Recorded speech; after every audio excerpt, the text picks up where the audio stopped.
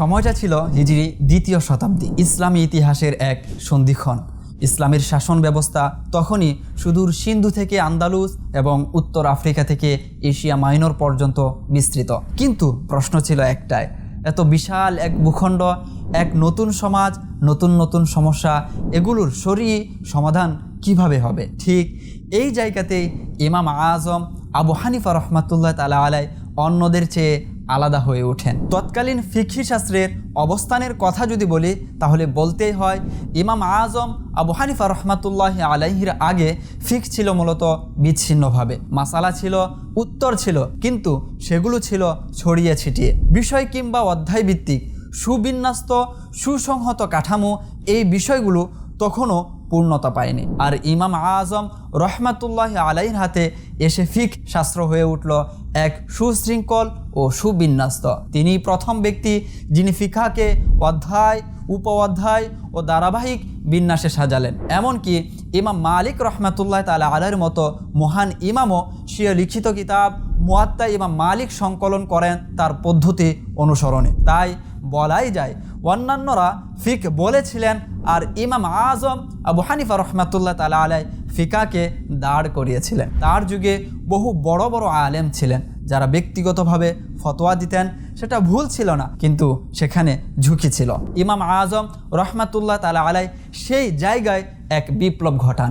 তিনি বললেন ইজতিহাদ একার কাজ নয়। তাই তিনি গড়ে তুললেন এক বিশাল ইফতা পরিষদ। এক বর্ণনায় আছে সেই পরিষদে ছিলেন প্রায় 1000 আলেম, যাদের মধ্যে 40 জন ছিলেন ইজতিহাদের মর্যাদা সম্পন্ন। বাকিরা যেখানে নিজের মতামতকে চূড়ান্ত করতেন তিনি সেখানে আলোচনা শুরু করতেন। অন্যান্যরা যেখানে দ্রুত সিদ্ধান্ত দিতেন তিনি সেখানে অপেক্ষা করতেন। এমনকি কোনো গুরুত্বপূর্ণ সদস্য অনুপস্থিত থাকলে তিনি সিদ্ধান্ত স্থগিত রাখতেন। আর এই জায়গাতেই তিনি আলাদা। তিনি নিজেকে প্রাধান্য দেননি, বরং ইলমকে প্রাধান্য দিয়েছেন। অনেকের কাছে মতভেদ মানেই সমস্যা, কিন্তু ইমাম আজম আবু হানিফা রহমাতুল্লাহ তাআলা আলাইহির কাছে মতভেদ মানে ছিল জ্ঞানের প্রাচুর্য।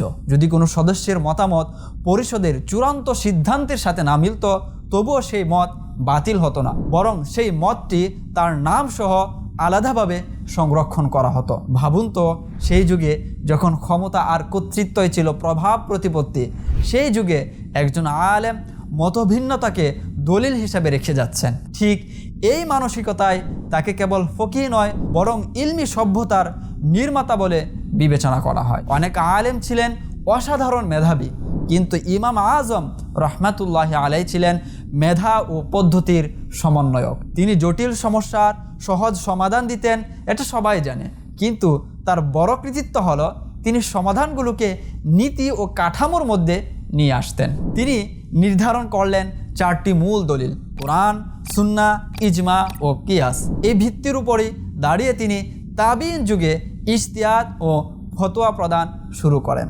অন্যান্যরা যখন উত্তর দিতেন তিনি সেই উত্তর দেওয়ার নিয়ম নীতি শিখিয়ে দিতেন। একবার এক ব্যক্তি বলল, ইমাম আজম আবু হানিফা ভুল করেছেন। এই কথা গিয়ে পৌঁছলো প্রসিদ্ধ মুহাদ্দিস ইমাম ওয়াকি ইবনে জাররাহ রহমাতুল্লাহি আলাইহির কাছে। তিনি বললেন, তিনি কিভাবে ভুল করবেন যখন তার সঙ্গে ছিলেন আবু ইউসুফ ও মুহাম্মদ বিন হাসানের মতো কিয়াস ও ইজতিহাদের ইমামগণ, ইয়াহইয়া ইবনে আবি যায়েদ ও হাফস বিন গায়াসের মতো হাদিসের প্রসিদ্ধ হাফিজগণ, আর দাউদ তাই ও ফুজাইল ইবনে আয়াজের মতো পরহেজগারিতার জীবন্ত দৃষ্টান্ত।